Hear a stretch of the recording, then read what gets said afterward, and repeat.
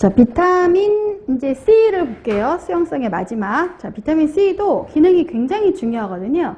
자, 그래서 일단은 생리적 기능을 좀 보시면 첫 번째가 콜라겐 합성에 굉장히 중요한 역할을 합니다. 콜라겐 합성.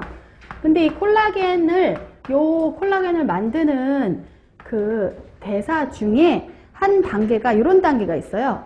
프롤린과 리신의 수산화 반응이라는 단계가 있는데 요렇게 표현이 되어서 보기 문장이 나오면 이게 콜라겐 합성 반응을 얘기하는 거구나 라고 이해하시면 돼요. 느닷없이 프롤린과 리신의 수산화 반응 이런 말이 나와도 이거는 콜라겐 합성하는 그 반응을 얘기하는 거니까 비타민 C와 관련이 있겠다. 이렇게 조금 기억하시면 좋고요. 자, 그 다음에 이제 우리 아까 항산화제 얘기할 때 제가 베타카로틴, 비타민 A, 비타민 C라고 했잖아요. 그래서 이 항산화 하는데 또 중요한 게 이 비타민 C고요. 항산화. 네. 근데 이때 이제 특히 조금 구체적으로 얘기하자면 유리 라디컬이라는 게 사실은 이제 산화를 막 일으키는 거잖아요. 근데 요거를 없애버려요. 비타민 C가. 유리 라디컬이라는 게 막 산화를 일으키는 물질인데 그거를 얘가 제거해 버립니다. 그래서 산화를 막아줘요. 그래서 항산화 역할을 한다는 게 굉장히 중요한 기능이고, 또 중요한 기능이 철분의 흡수를 도와요.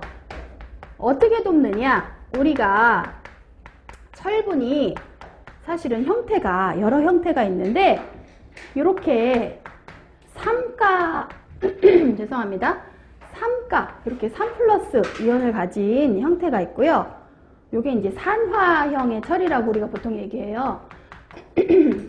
그리고 요게 이제 환원이 되면 2가를 가진 환원형의 철이 있는데 요 형태가 흡수가 굉장히 잘 되는 형태가 바로 이 환원형이에요. 철은 요 형태는 흡수가 잘 안 돼요. 요 형태가 흡수가 잘 되는데 그러면 흡수가 잘 되는 요 형태로 바꿔줘야지 우리 몸에서 흡수가 잘 될 거 아니에요? 이렇게 흡수가 잘 되는 환원형으로 환원시켜주는 게 바로 비타민 C예요. 비타민 C가 바로 요 산화형의 철을 흡수가 굉장히 잘 되는 환원형의 철로 바꿔줍니다. 환원시켜주는 거죠. 네. 자, 그래서 우리가 철분의 흡수를 돕는다라고 얘기하는 거예요. 비타민 C 굉장히 중요한 기능이고, 그 외에도 방향족 아미노산의 대사나 또는 카르니틴 생합성 같은 데 관여를 하고요. 여기 교재에 나온 것처럼 그거 말고도 부신수질 호르몬 합성에도 관여하고요. 예.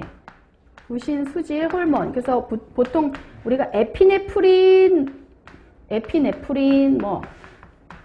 노르에피네프린 이렇게 말하는 효소가 바로 부신수질 호르몬이에요. 에피네프린, 노르에피네프린 이렇게 하는 게 부신수질 호르몬인데 이런 거에 합성에도 관여해요. 그 합성 대사에. 그리고 이제 티록신에도 관여는 합니다. 근데 요거는 조금 요 티록신 갑상선 호르몬 요거는 이제 요거 합성에도 관여. 그리고 또 중요한 게 이제 비타민 C 하면 빠질 수 없는 게 면역이죠. 면역. 우리가 감기 걸릴 때 비타민 C 많이 먹어 이런 얘기 흔히 많이 하잖아요. 그죠? 면역 기능을 얘가 또 좋게 하는 기능이 있기 때문에 면역하고 관련이 있는 게 비타민 C이기 때문에 그렇게 또 얘기를 할 수 있는 거예요. 자, 그래서 이런 굉장히 중요한 기능들을 많이 하거든요. 그럼 이제 결핍증을 볼게요. 이게 잘 안 되면 어떻게 되느냐, 어떤 증상이 보이느냐, 39페이지 보니까 괴혈병.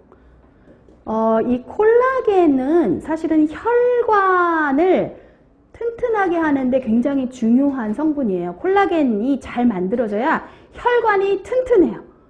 근데 우리 몸의 혈관이 일반적으로 우리 눈에 잘 보이지는 않잖아요. 근데 잇몸에 있는 혈관은 사실은 이게 터지거나 피가 나거나 그러면 이제 우리가 눈에 잘 띄어요.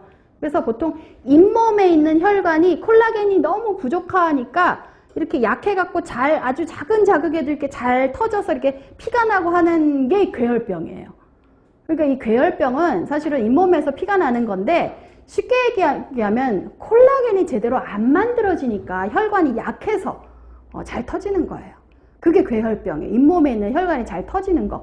콜라겐이 잘 안 만들어져서 그런 거예요. 그래서 대표적인 게 괴혈병이에요. 비타민C 결핍증, 그리고 이제 쇠약의